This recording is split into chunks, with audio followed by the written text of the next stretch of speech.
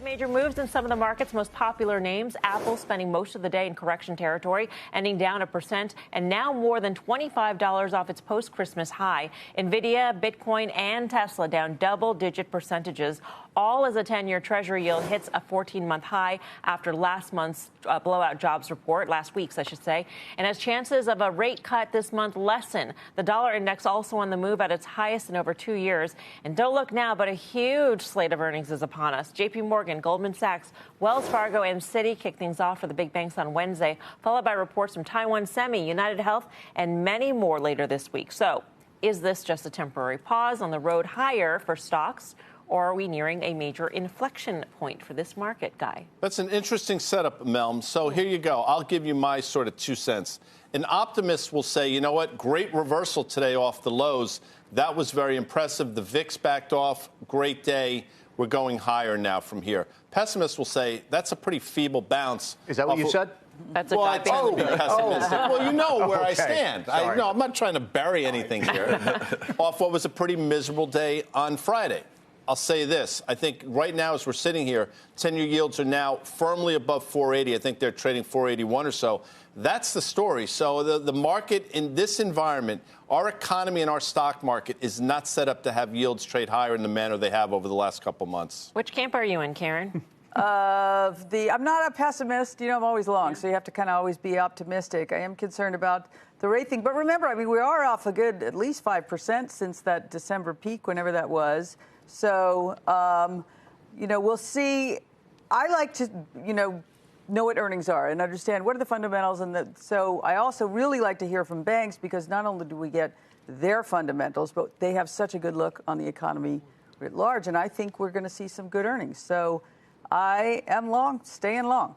So intraday, at one point, the S&P was below the 50-day moving average, and it hadn't been there since August 4th, 5th, essentially, when we had a growth scare. So we have the opposite of that here. We have a bit of a rate scare, and the question, as we always ask, is this move orderly? And I think 120 basis points in the 10-year from almost the moment the Fed started hiking rates is reasonably orderly. What's happening in Japan doesn't feel very orderly. And I think if you look around the world, there's some places where those bond markets aren't acting orderly at all. And I think there's an issuance glut that's coming. And I think we're seeing it in other parts of the world as much. And in terms of the administration coming in, we know there's a growth first, debt second kind of approach here. So back to equities, it's a very interesting day because that reversal is very important. It's not just the S&P, but semiconductors. If you look at the SMH, it was clinging to that 200. It's been kind of bouncing along there. Finished positively. But again, getting back to the leadership of whether you do have the Mag 7 and the outperformance of a couple to each other is also very interesting. Meta up almost 11% to Apple year to date.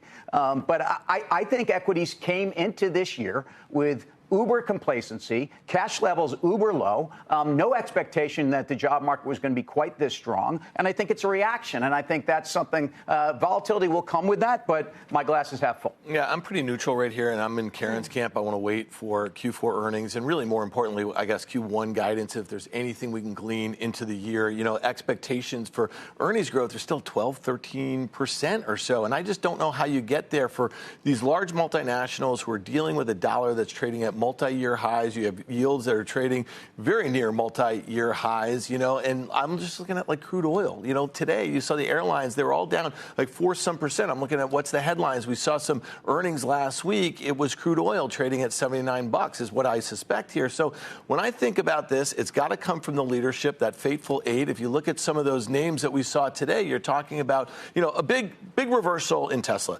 Apple did stay down in the day. It had a fundamental reason to stay down in the day. So when I think about what happened, there was a lot of pull forward over the last kind of month and a half or so. So now we have to wait for earnings. We have to wait for this inauguration because one of the things I think is really important is like some of these big moves that we saw after November 6th, right? So you had these kind of runaway FOMO sort of trades. Well, they've given a lot of it back, right? So as expectations of maybe a different regulatory environment, now we get to the confirmation phase of all these folks that are going to be, that were nominated for these roles. And I think this is the back and forth that you get on policy, and this might shift sectors. We've had a really nice run. Some of them have given a lot of that back. So I think earnings and I think, the confirmation period is going to be really important for regulation.